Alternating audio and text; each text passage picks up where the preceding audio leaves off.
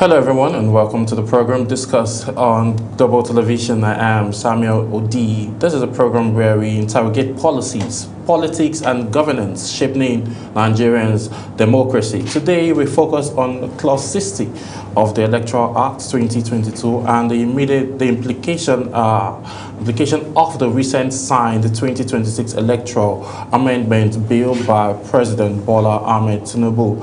Clause 60 has been one of the most debated provisions of Nigeria's electoral framework. It deals with the procedure for voting, counting and transmission of results, including the electronic transmission of election results directly from polling units, which has been the controversy has centered around the scope, timing and mandatory nature of electronic transmission. Now, with the president set to the 2026 Amendment Bill, many are asking, has Nigeria finally enacted the real-time electronic transmission? Does this amendment strengthen INEC's independency, or does it leave room for discretion that could undermine transparency? Today we'll break all of this down and also be introducing the guests who help us have this conversation. But let's go back to memory lane, though some of you might say the lane is not so memorable. In 2022, Nigeria enacted a new electronic act under former President Muhammadu Buhari.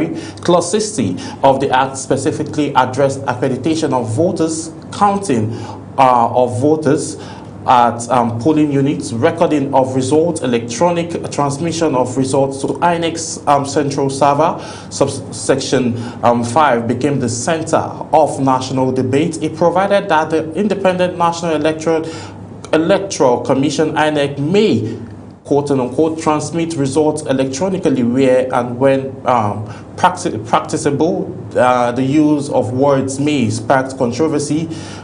Critics argue that it may give INEC discretion rather than imposing a mandatory obligation for real-time transmission following the 2023 general election. Dispute over recent transmission intensifies public demand for reform. In response, the National Assembly introduced amendments circulating in the 2026 Electoral Amendment Bill, now signed into law by President Tinubu. Supporters say the new amendment clarifies and strengthens electronic transmission. Critics say ambiguity still remains within this sector. Now, the key conversation we will be having today is understanding what Clause 60 means, and Clause 60, what it provides: immediate counting of voting at polling units, announcement of results at polling units, entry of results into prescribed forms, transmission of results in a manner determined by INEC call. So looking at it now, we'll be asking call questions around this subject matter, and then we'll be taking quick reports from our correspondent from the House of Representatives and Senate, because we've seen the division. We saw echoes as some National Assembly members passed a certain bill and a different bill also were being passed by the state Senate. So we'll be taking a report from our National Assembly correspondent, Anita Patrick, who was at the National Assembly where there was a bit of chaos within the House when the conversation for the bill was on. And again, we'll take the second, where our Senate correspondent, Kikelomo Okere, was also at the House, where other forms of controversies were also made. Here are the reports. In the past few weeks, the Electoral Act Amendment Bill has been in the news, forcing the two chambers of the National Assembly into emergency sittings. As the House reconvened, the Speaker, Tajuddin Abbas, appreciated members' sacrifice. It's very important that we sacrifice this morning to come and attend to those important issues. The issues that will define the elections of 2027 and give clear vision as to what is expected to be done. But as the motion for the rescission was moved and seconded, the House descended into chaos as some lawmakers kicked.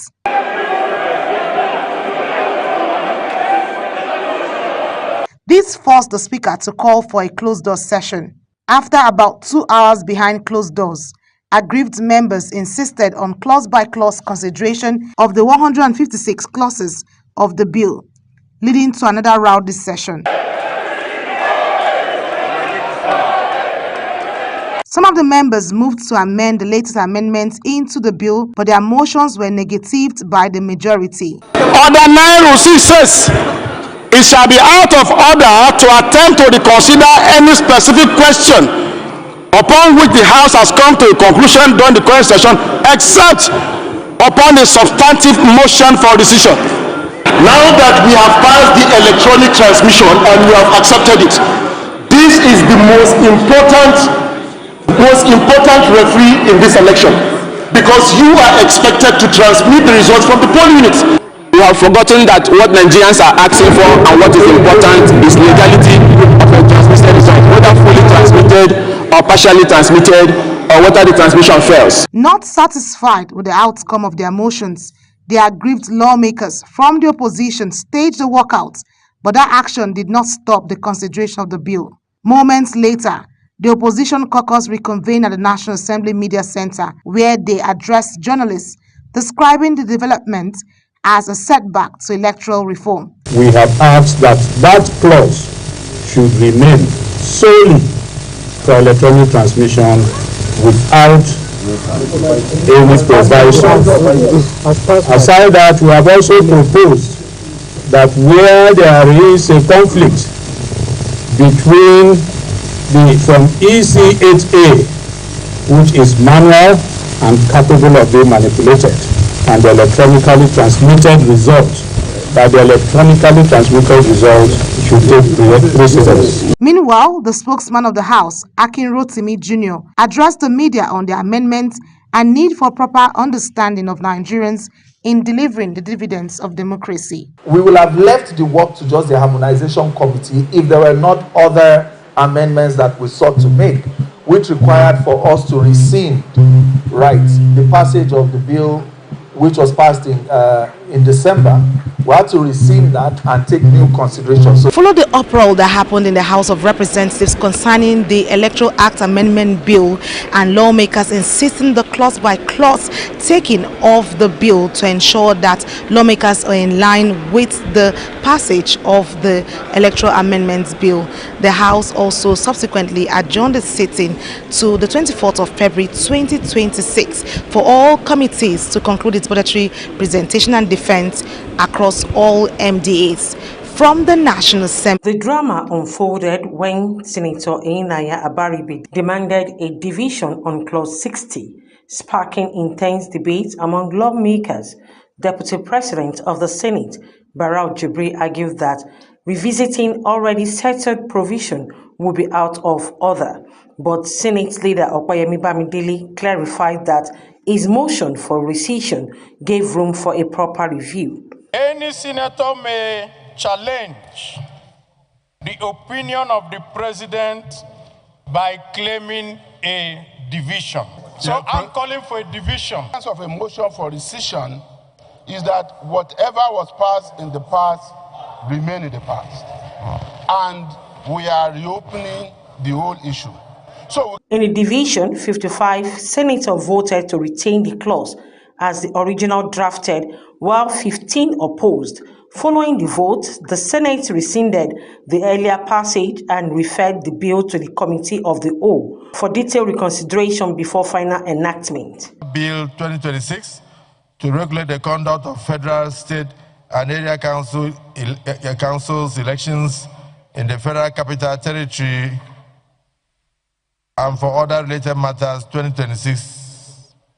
Third reading taken and passed. The passage of the bill marked a crucial step in Nigeria's electoral reform process, while ensuring that technical and logistical considerations are addressed ahead of the 2027 general elections. Kike Lomo Ukeri, Global Television News. Thanks, Kike Lomo.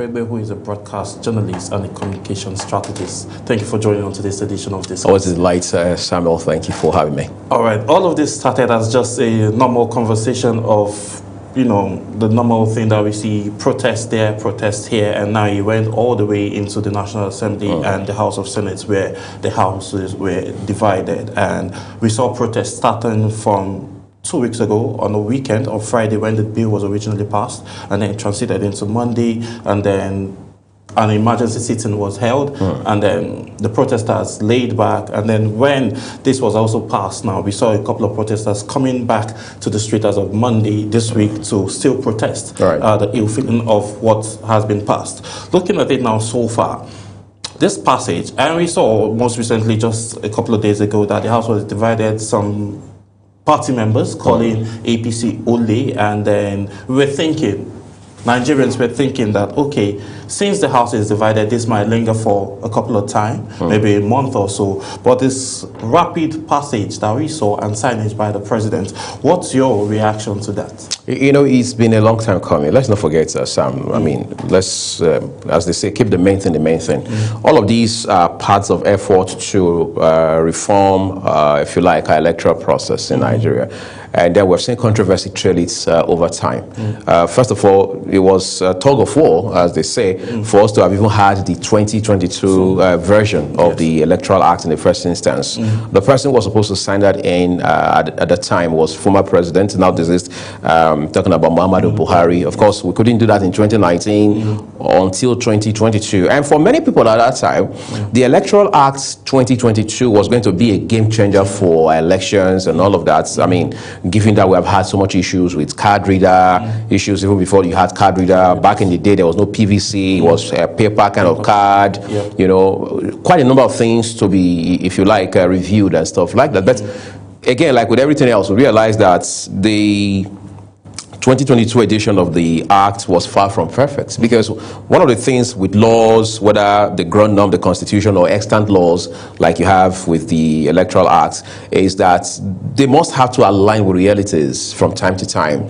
You can't bring an act from, let's say, 2015 to 2026 and expect it to be the same thing today as it had been 11 years ago, because times have changed, people have moved, realities are no longer the same, dynamics, of course, have evolved, and so on and so forth. So in the long in the final analysis, the point is, it became necessary, I dare to say vital and crucial, for us to now take a second look at the 2022 Act to say, what can we do going further to better align ourselves as a democratic nation, global best practices, the indigenous issues we're dealing with, the realities that are peculiar to us, and all of that. And then, of course, lawmakers, both chambers, Senate and House, went into work, and then Nigerians also made their contributions, civil society organizations, political parties, the gladiators within the parties themselves, of course the media being at the center of it all, and things like that. So when the debate started, several issues did stick out.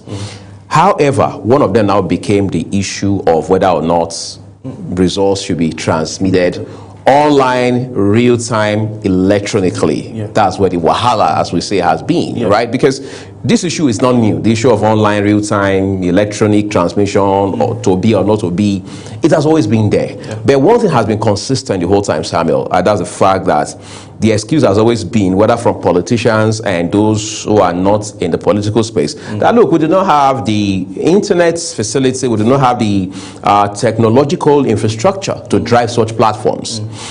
For example, they say, how do you achieve that in a remote area, in a rural area where you don't have power, for example, let alone internet service. Internet service in Nigeria right now is, first of all, such that you cannot, to a large extent, also find it reliable. Second, you also want to look at the, if you like, penetration of it, because it's one thing for you to have internet in central business districts, but the question is, can you guarantee the same if we're to go all the way down to Galadimawa? I mean, I should say, go all the way down to, I mean, beyond the University of Abuja, you want to go down to Guje, exactly, and all of that. So how do you guarantee that? Because whether you like it or not, elections are simultaneous. So if today, for example, is presidential election, it means you are going to have polls across the country.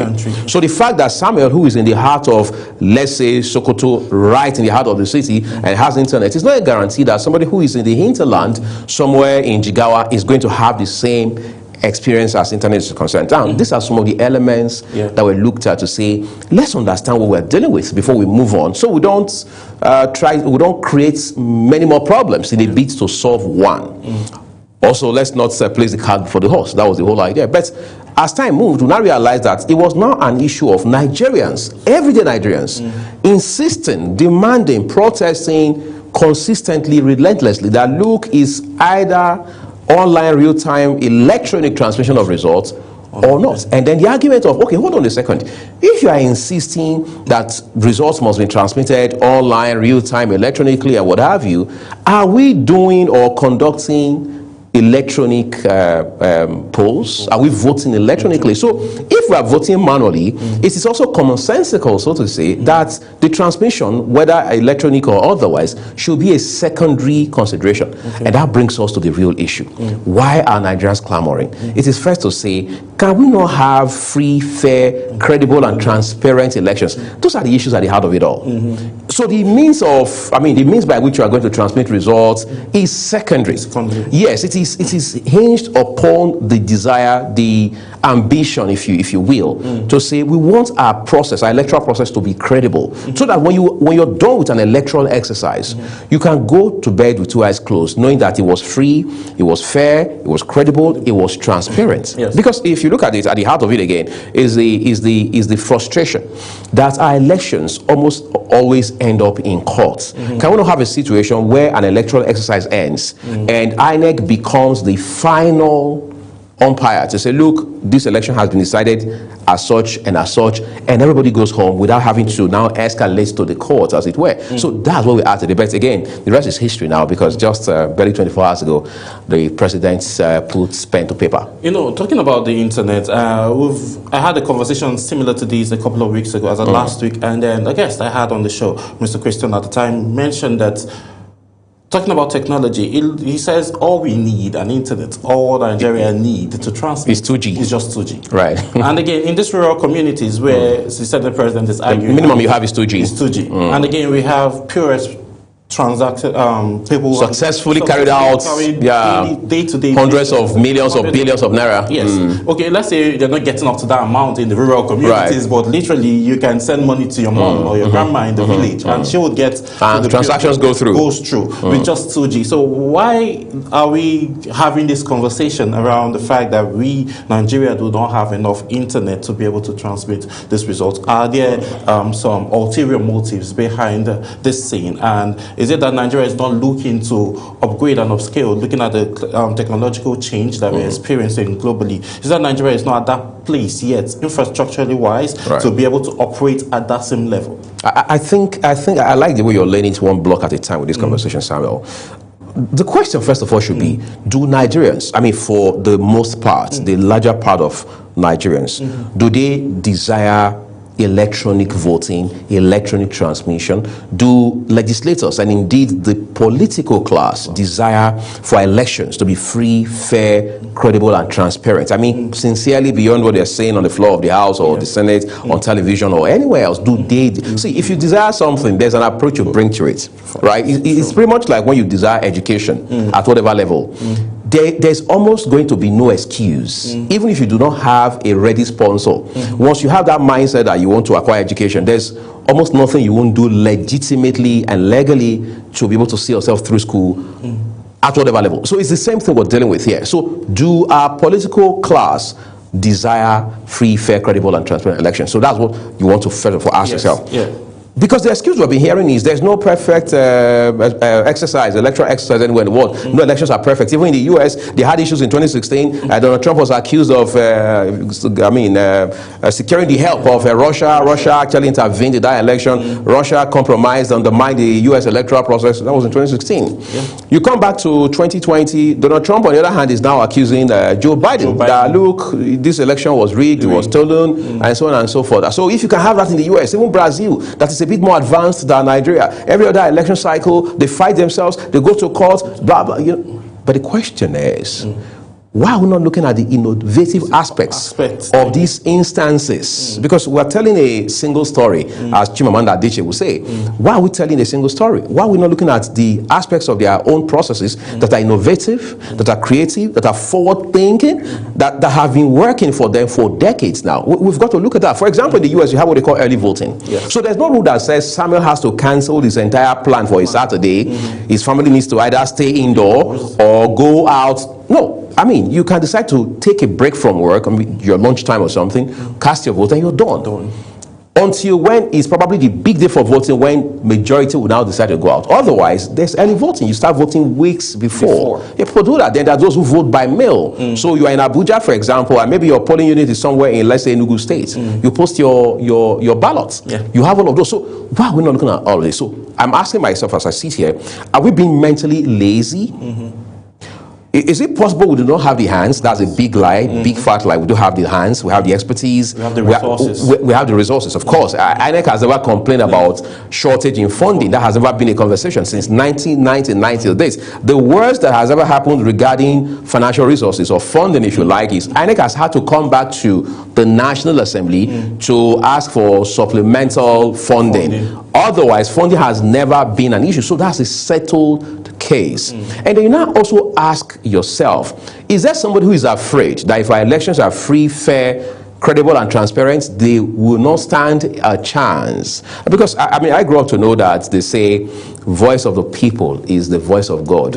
How true that is, I probably cannot debate. But if that is anything to go by, the question is, what do the people want? We've seen people raise their voice, real time lately, in the last couple of days. What did they say they wanted?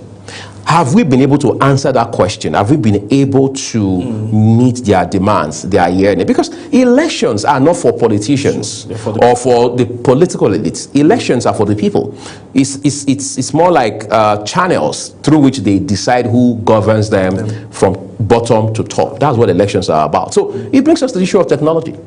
Like somebody asked, even if you say, well, we've had a challenge with technology, what have we done since 2011, for example?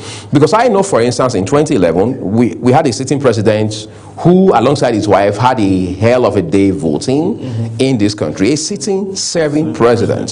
So what did we do between 2011 and 2015?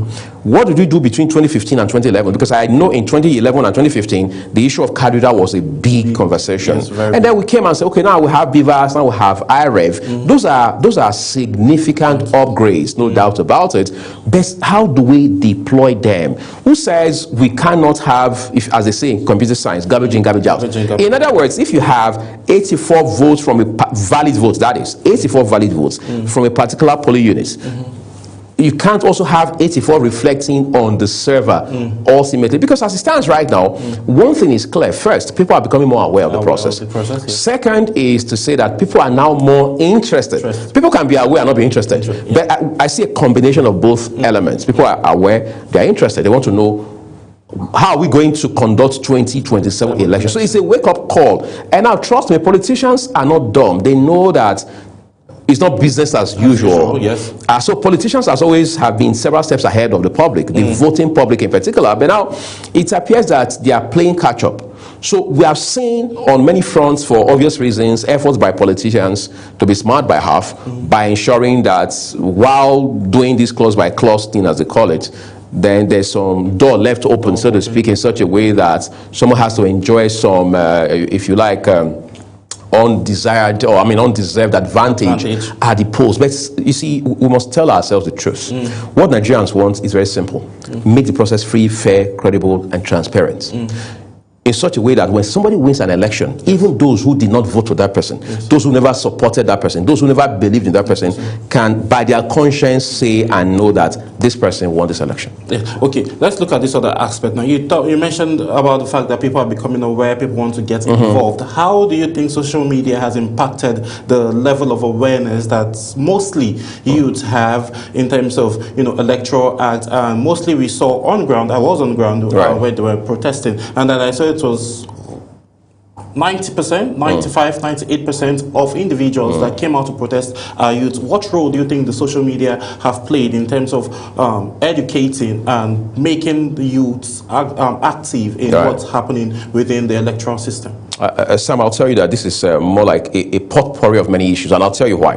Now, back in the day, you had to travel to the US to know what is happening in a particular state or city in America. Right. You had to travel to the UK to know what London was like, who was doing what, who the mayor of London was, for example. You have to do that for almost every country, even Ghana, for instance. However, the last couple of decades have changed a lot of things, all thanks again to the internet, largely, and then the web and social media in particular.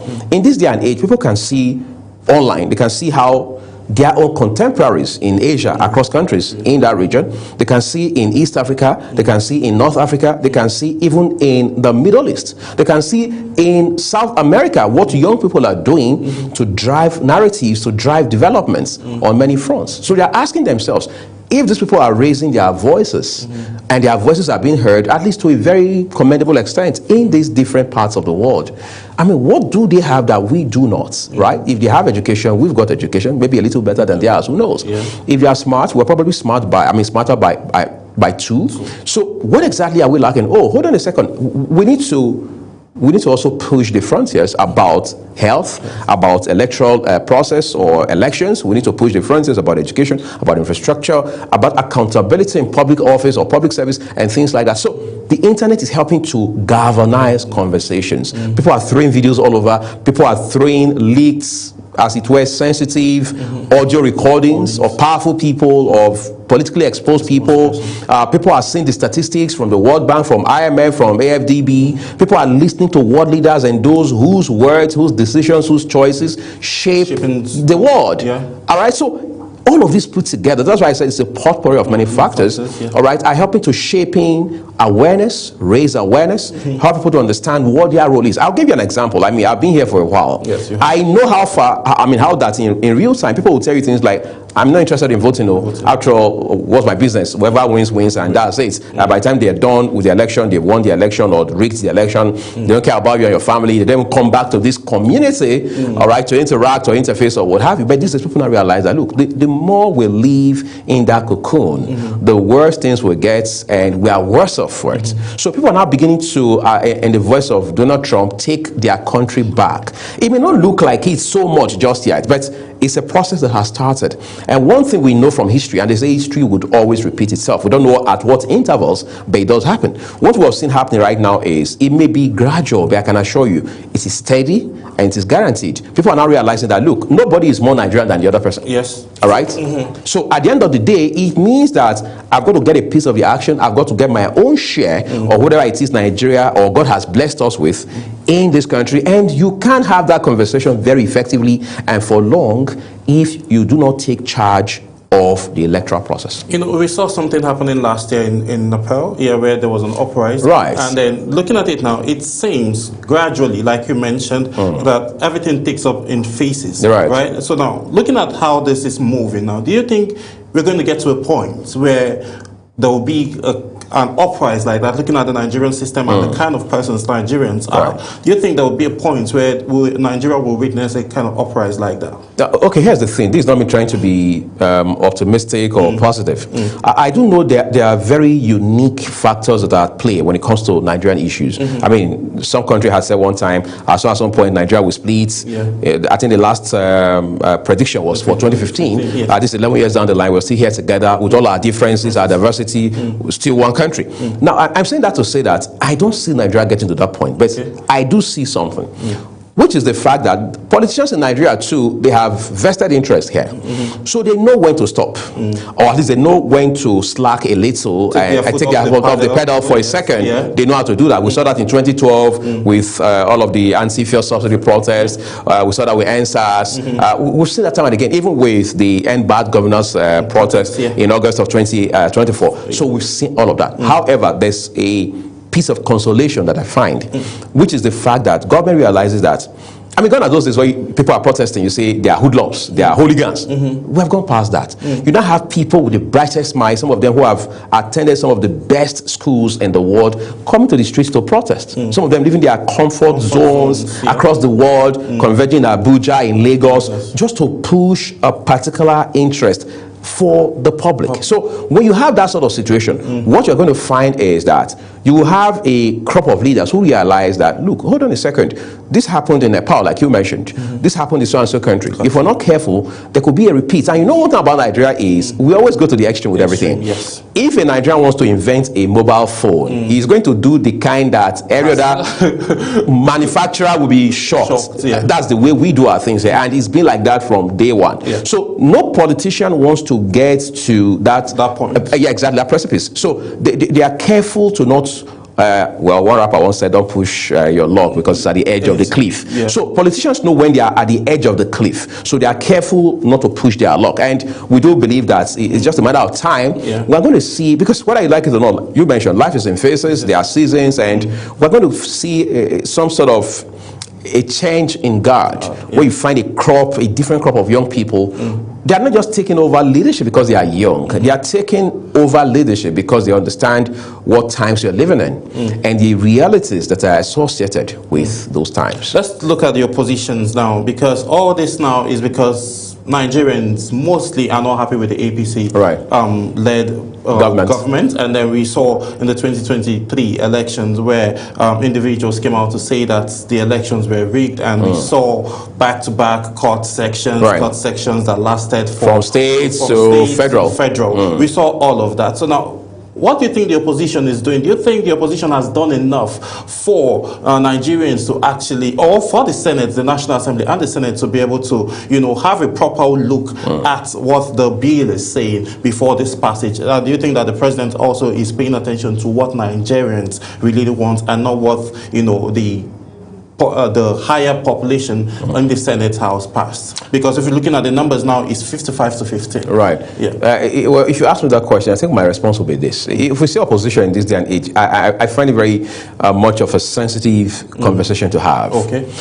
Because if you say opposition, are you talking about those political parties like ADC, Labour, and I think for me right now, opposition in Nigeria simply means one thing. It simply means those who have consistently towards the same path in the National Assembly, whether it's Senate or House. For me, those are the guys, those are the ladies who are in the opposition right now. All right? Otherwise, when you move away, of course, when you look at those guys, what they've done, especially yesterday and the day before, you could see that they did stand up for themselves. They did stand up for Nigerians, at least to a large extent, right? For whatever it's worth. So I'm asking myself, could they have done any better? No, because this is purely a game of numbers. The more people you have, the better the chances you stand. And democracy is about numbers. It's about being able to reach out, have a handshake across ethnic, religious, or if you like, all of those regional lines. And APC has been able to do that very well for obvious reasons, and they have the numbers in both chambers. So that did work for them. So no matter how many walkouts you were going to stage, it was going to count for next to nothing. So that brings us to the other side of opposition, which is the one, so to say, on the streets, where you have the likes of Atiku Abubakar, Malam Nasir El-Rufai, you have the likes of Babachir Lawal, Peter Obi, and all of that. The question is, are they really opposition, or are they opponents of the government of the day? They are two different things. Because the way we understand it in democracy is, if you are an opposition member or somebody from the opposition front or side, it is squarely based on ideological grounds. You're persuaded, you're convinced. It makes you an opposition. The opponent is just somebody who feels like, I don't like President Bola Tinubu. We need to take why did he win? We need to remove him by 2027. He can't come back. I don't like this APC national chairman, you know? Just like what the FCT minister said. Right. You're just being an opponent. It's like a football match. I mean, you are a sportsman. Just like football match. I may be your friend, but I know that I have to win this match. We can become friends later. We can have dinner and eat sticks and all of that. But I've got to, my team must win this match, right? We are opponents. I don't have a problem with your team, but there's an ideology that drives the game, which is the fact that we must win. So what you have in those political parties, whether they're coming together as one or they're just, if you like, dispersed in if you like, pockets, they are not an opposition. They're just opponents of either the president as an individual, as a Nigerian, or as a leader, or they are just against the ruling party. Otherwise, how do you explain to me that Peter Obi, for example, I mean, let's be dispassionate for a second. He started from ABGA, moved to PDP. Left PDP, came to Labour. He has left Labour now. He has formally moved to ADC. How many parties are we counting? At least three. That's the Peter Obi that for the first time since 1999, we saw a cult following in 2022, 2023, even up till now, the obedient movement. And the leaders of the movement have said that wherever Peter Obi goes, they go with him. So does Peter Obi have ideology? I leave that in front of you and those watching. And then you come to someone like Rotimi Amechi. Yes. Who had been in the PDP, moved to the APC, now is in ADC. Or are you going to talk about Rauf Aregbesola, former governor for Osun State, who was also for 7 years and 6 months minister in the government of former President Muhammadu Buhari?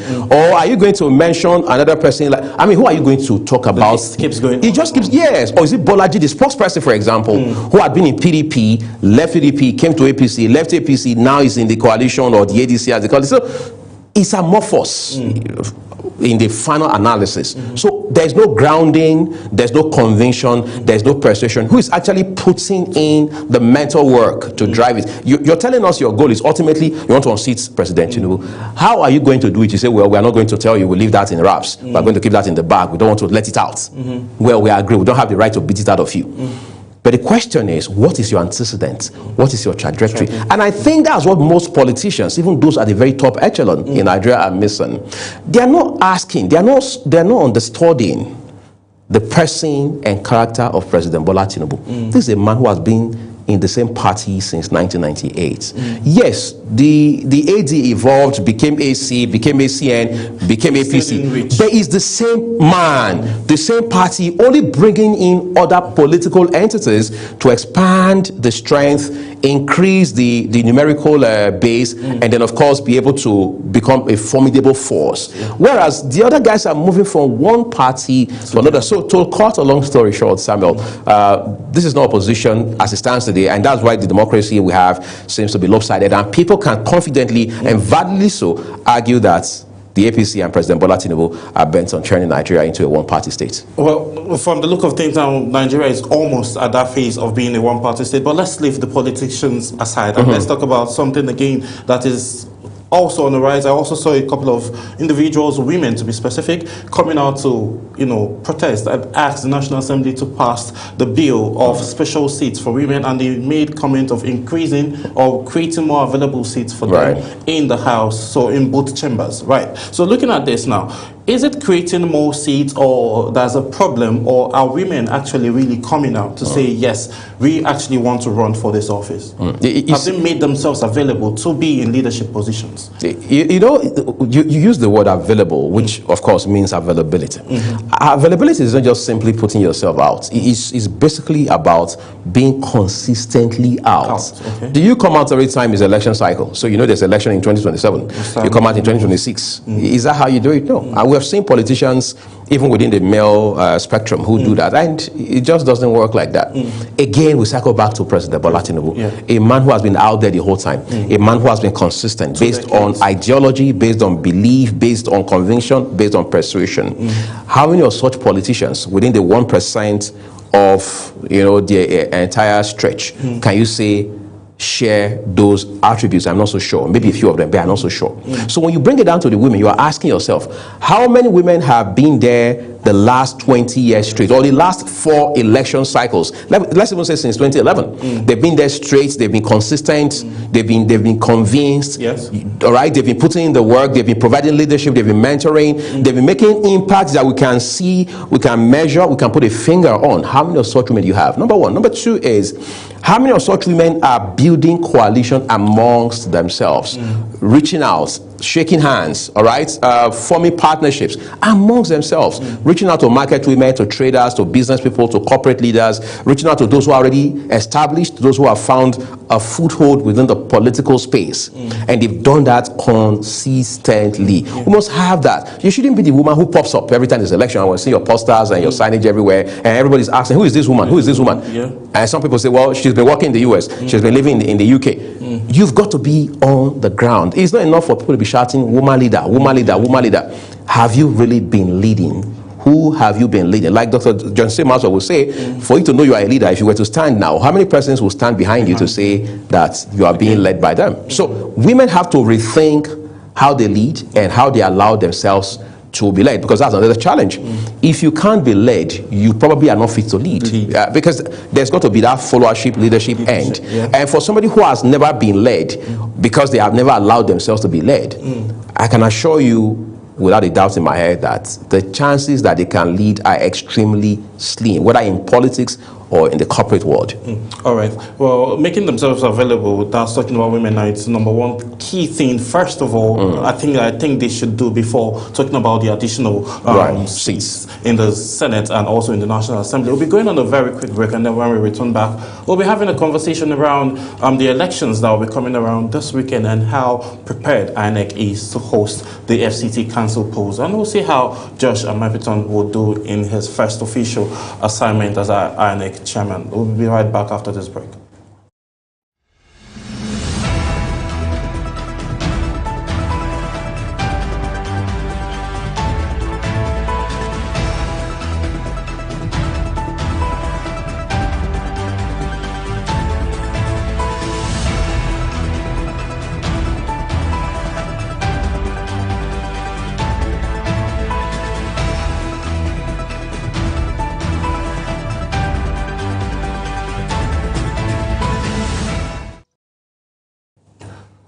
Many thanks for staying with us. If you're just joining, this is Discuss here on Global Television. I am Samuel Odi, and we've been having an interesting conversation around the Electoral Act 2026 that has been signed by President Bola Ahmed Tinubu, and how some House members reacted to it, and how Nigerians currently are feeling about the same situation. But away from that for a minute, let's look at the FCT Council polls that will be coming up this weekend on Saturday here in the capital. And INEC yesterday took a tour around some area council wards to see how ready and how prepared individuals are. Our correspondent actually was around, and she went round with the INEC chairman and some officials as they move around to gather and see how prepared individuals are for the election. So let's take a quick look at that report before we get in right to the conversation. In a final push ahead of the February 21st area council elections, INEC chairman Professor Josh Amopiton toured Kuje, Gwagwalada and Buhari to assess readiness on the ground. Addressing officials after inspecting facilities and election materials, Professor Amopiton expressed confidence in the level of preparation, saying reports from the councils show impressive readiness figures, with some recording up to 100% preparedness. He disclosed that non-sensitive materials have been badged and verified, adding that there will be no excuse for lapses on election day. I'm sure that all abreast with the provisions of those laws, especially those of us that may have a role to play during the election. Let us understand our duties, what is expected of us, and let us perform our duty faithfully and dedicatedly. Professor Amopiton promised to reward electoral officers who conduct free, fair and credible polls, but warned that any official who violates the Electoral Act or constitutional provisions will face sanctions. The chairman cautioned that failure of officials to arrive early at polling units could erode public confidence in the process. One of the measures to determine whether election is successful on that day is to see that every polling unit is open to the public, to the voters, by 8 o'clock, so that accreditation and voting can commence at 8:30. If you are going to achieve this, it means that you have to activate the RAP. Electoral officers in Kuje, Gwagwalada and Buhari assured the commission of their readiness, confirming that logistics and administrative arrangements have been concluded. The INEC chairman was accompanied on the inspection tour by national commissioners and senior officials of the commission. Aniete Patrick, reporting for Global TV News. Again, thank you so much, Anita, for that report.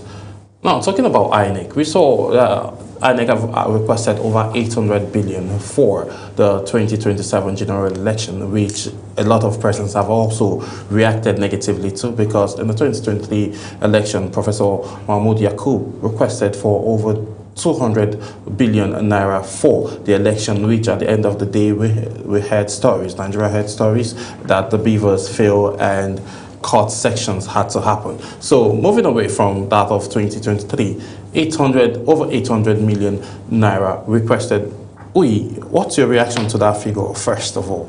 Over 800 million required. I'm sure you mean billion. A billion rather. Right. Billion rather required to carry out the 2027 election. Actually, Sam, if like you mentioned earlier, you said finance and funds has never been an issue for INEC. Yes. Exactly, and that's why from time to time, no INEC chairman has ever mentioned that has been a challenge. You always talk about logistics, talk about a couple of modalities, but definitely not funding.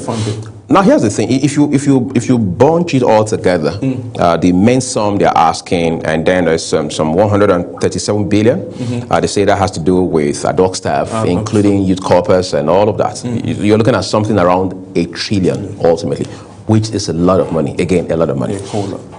Election is a business, in a sense. Business because you are investing in the process. So you've got to get back what business people call ROI, return on investment, on that. Now, how do you get it back? Is first and foremost, like we said the last few minutes on this show, that it's got to be by making sure the process is transparent, is credible, is free, is fair, and all of that. You must ensure that in such a way that you are realizing in between that it is taxpayers' money. Yeah. It is not President Bola Tinubu's money. It is not politicians' money. It is not INEC chairman's money. It is our money. It's a collective that has given this money. Therefore, we must be careful how we spend it. You know, as they will say where I come from, you don't have to do it yafu yafu. All right, you don't have to be extravagant or careless or impulsive. You must know that you will be held accountable. And that's why people are still saying that with all the anomalies we've seen with the electoral process, especially as it has to do with spending, you almost don't have any case where an INEC chairman, serving or former, has been invited by the anti-graft agencies to say, we're not saying you stole money, but the books don't check out, all right? Would you be kind enough to provide clarification so we understand? Because figures are scientific. If 2 plus 2 is 4 today, it will eternally remain 4. However, when somebody now tries to make it look like it's 3.5, naturally, we should ask questions. So, for me, I don't think it's because people are now saying, let's break it down. How can you say you need to spend this and that? You don't need that amount of money. After all, if you were to buy server will cost this, paper will cost that. If you want to hire so and so number of staff, it will not cost more than this and that. We really can't have that conversation. Because I've checked the people from whom I've heard that narrative. None of them, not even one, have worked for INEC before. So they can't know that. I would probably take that with a pinch of salt at best if a former high-ranking member of staff of INEC was saying that, or maybe a former chairman of INEC was saying that. So beyond the volume, the amount we're looking at, let's now consider, for example, when it's all said and done, what will be the outcome of the election? Because if you spend that amount of money, I mean, God forbid, 1 million times on an election, and then by the time it's all said and done, people still come and it's same old, they are still questioning the credibility or otherwise of the polls, then it means that we have not moved away from the woods. And if that is the case, as they say, it is not normal for you to keep doing the same thing and expecting a different outcome. So we must question the process just the same way we are concerned about the outcome. Okay, we're talking about the process now and the outcome. Let's look at the FCT polls that will be coming up this weekend. We've seen series of different political parties campaigning and all. How, in terms of trust now, what level do you think that Nigerians trust the system of INEC? You see, that's a bit tricky to determine, Sam, because first, INEC has a new chairman. In fact, we can almost say INEC has a new leadership which is relatively young, so to speak. We have 2 elections, even beyond the FCT council polls. We have Ekiti, we have Oshun, those are 2 upgrade elections, right? So everybody I speak with, politicians, analysts, civil society leaders, say it's too early to call the results now. So let's give this leadership under Professor George Amukbito the benefit of the doubt. Let's wait for the council elections to cycle out.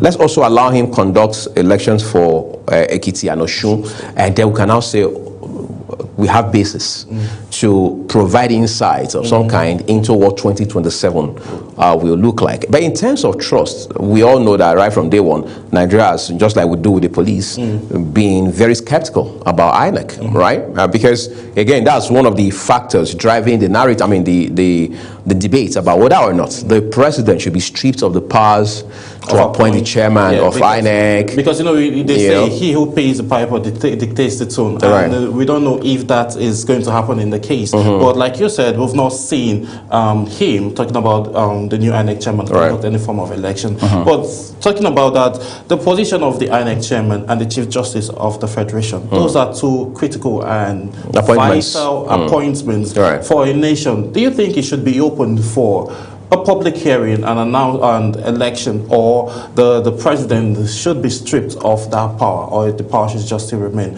with the president in terms of appointing those two critical? And also we talked about Minister of Petroleum. We get to see the president being the chief and being the de facto Minister of Petroleum. So looking at all of these three significant different sectors, what do you think should happen? They're based on the realities Nigerians are witnessing over the years with what's happening within the electoral system, the Justice Department, and also in the NNPC.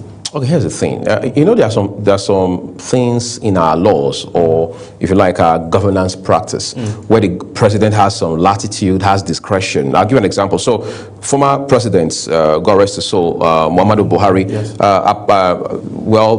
nominates Magu, all right, to become chairman of the EFCC, the Economic and Financial Crimes Commission. Sends his name to the Senate. The Senate rejects him on the grounds that they claimed that there was a security report against him. He sends him back there, the same story. Sends him back there the third time, the same story. Meanwhile, we understand that the president had the leverage, if you like, the latitude to leave him on for 3 months. So before a 3-month cycle elapses, he sends him back there. So he could have done that for 10 years. I mean, if he wanted to, if he was in office for that long. So there's a bit of leeway. You can find your way around it. You can skirt around it.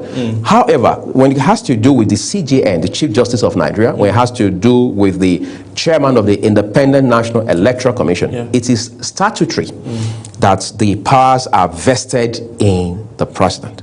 So which for me, I mean, this is candidly my opinion, reminds us that beyond what the law says, beyond all the guardrails, all the politics, the optics, the interests, the establishment, we must now ask ourselves, how principled are we? I'll give you an example. In the US, it is the president that appoints the Attorney General. True. It is the US, it is the president that appoints all the judges of the Supreme Court, all of them. So at that level in the US, you are now talking about ideology and conviction. You are now talking about principles and values. You are now saying these 3 judges, these 3 Supreme Court justices, they are conservatives. These other 3, they are extreme lefts. This one is sort of center left, center right. At that level, it is purely about ideology, about conviction, knowing that there are lines you cannot cross. Not necessarily because the law says so, because it is for God and for country, as they say. Incidentally, ironically, and interestingly, this is the same country where we borrowed, so to speak, our own democracy from. So how is it that we took the entire bouquet of what is called the American democracy, we unbundled it, picked up the items we wanted, and trashed the essentials? It's a shame. It's a big shame, but looking at those angles now, which is very, very disturbing, obviously, for a whole lot of Nigerians. You mentioned the fact that during the era of President Muhammadu Buhari, he said, during this time at the office, the opposition parties had more more to say. Right. And then, do you think that played a role in the fact that we saw, his appointee, being rejected? Because now, literally, if the President Bola Ahmed Tinubu, if he sneezes and he wants that sneezing to be passed into law, it's just a matter of a few days. Yes, or sometimes minutes even. So, do you think that was the factor that happened earlier before then? And if the other political parties could be able to strengthen and correct, what is going on within their party system, do you think we would be able to see a certain level of trust in Nigeria, believing that those lawmakers will be able to stand and actually, pull the strings that they are meant to pull to sign what is meant to benefit the entire nation into law? That was basically the 9th National Assembly, right? Which many persons have said it is arguably one of the most vibrant. After you talk about the assembly where you had the likes of Gali Namba, blessed memory back in the day, all right, Obasanjo days and all that. Yes, the opposition factor then may have also played out. But again, you're also looking at how much of facts did they have, how much of security reports, how damaging was that report that they had against Magu. And also keep in mind, we're not just talking about an agency of government, we're talking about the Economic and Financial Crimes Commission. No matter how crazy or bad things get, there's a minimum, there's a barrier. So there is a minimum you cannot go below. So I think all of those must have been put into consideration. We're not saying we'll not pass or clear your candidates. We're only saying that these particular candidates will not be cleared, and the reasons are in front of you. All right. Thank you so much, Mr. Oye, for taking our time to join us. My pleasure, always. Edition of Discuss. We had an insightful conversation. I wish we had more time to continue this conversation, but we wouldn't continue off camera. And this is how much time will permit us to take on today's edition of Discuss. My name is Samuel Odi. I'll see you again as we discuss further. Bye for now.